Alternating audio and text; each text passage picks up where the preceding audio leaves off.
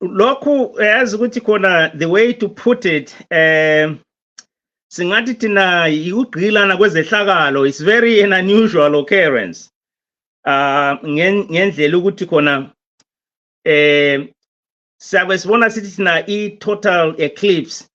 yenzakala when umthunzi if you will umthunzi wenyanga ungagubuzela ilanga jikelele angitsho lokhu kakujwayelekanga ukuthi khona ilanga libe likutshuzele lokhuza inyanga that way ngoba generally esasikubone yilokho abathi partial solar eclipse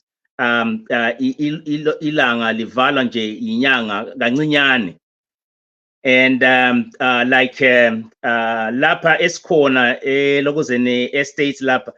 the last partial eclipse yayingo 2017 so lena ekhona enzakalayo mhla ka April 8 the next one will be about another 20 years ngo 2044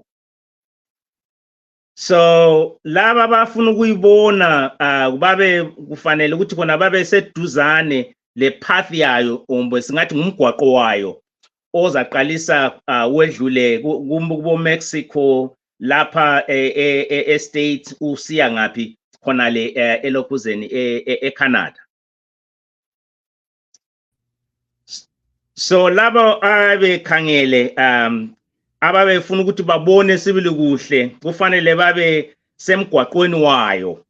yona ilokhuza ipath yelokhuza eclipse so somewhere let's say in between 185 kilometers from the path you can actually see it and experience it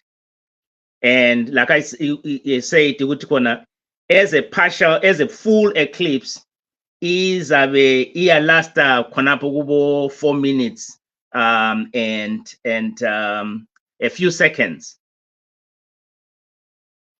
singathi ke uqhatheke kanganani ukuthi abantu bagqoke amagogolosi lana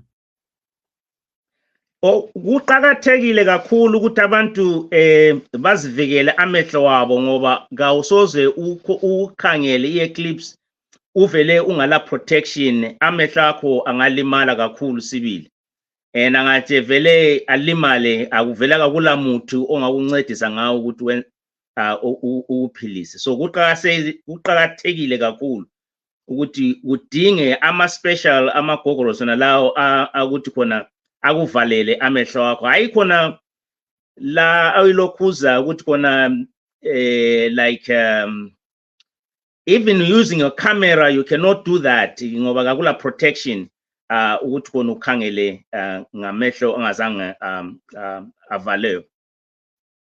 siyabona ukuthi khona mpo ke uyathi ukuthi uthatha isikhatshana nje kukhona isikhathi lapho kwadonsa khona enxe 20 minutes kumbe into ezinjalo kwakwezwa you mean ilokhuza total yakhona leyo ugubuzele sibili kwe 7 minutes isike sizwe hayi ilokhuza like engikutsho ukuthi khona nxa ku path what we know ukuthi khona the longest one that has ever been experienced full eclipse it only lasted about 7 minutes that was back in 1955 khonale so le April 8 it will only last about 4 minutes and a few seconds and again I think the longest is about Mexico which will be about almost 4 minutes almost close to 5 minutes so it just depends ukuthi ungaphi yes akasizwe simthini phela kuthiwa kuyazile ukuthi ilanga libole kuyadili kumuntu omdala kuyaba lendlala kuyaba into ezinjalo kambe lokho akuhloli hayi kakuhloli hayi akuhloli ilokhuza nje izinto zomhlaba ukuthi khona kwenzakala izindaweni ezijeneyo kodwa ke hayi thina lapha sithi kuyahlula singazi njalo abantu bakithi bangazikhathazi bahambe bazibonele labo to experience this kind of thing. Yes, siyathi ke siphosela umuzo wokugcina khonapho ukuthi le nyoni zokuthiwa ngavele kugubuzela sesicabanga ukuthi hayi nxa sokusebusuku ziyabukela ezidlekeni inyamazana zigijime ezinye zibe yisithutha zange zibona nje i-research zisenziwe ezinjalo kambe ukuthi kuvame kakhulu khonokho. Hayi yakulokhuza abantu baduma ukuthi sebelokhu izistory eziningi kakhulu kambe ungacabanga ukuthi khona only 4 minutes, at least at most 4 minutes. Hayi angithi vele kungani khona kungani kuyisimanga ngoba la uyakuthi ilanga lisemini bese kusiba mnyama but then bese kukhanya futhi. Kodwa ke hayi